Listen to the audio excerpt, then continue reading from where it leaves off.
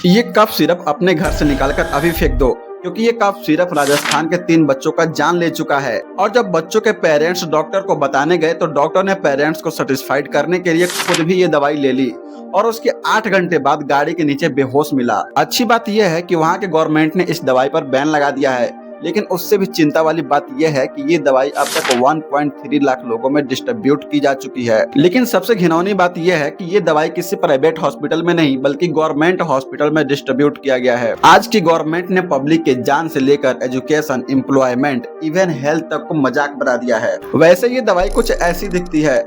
आप इस वीडियो को शेयर कीजिए ताकि लोगों को पता चल सके और उनकी जानें बच सके।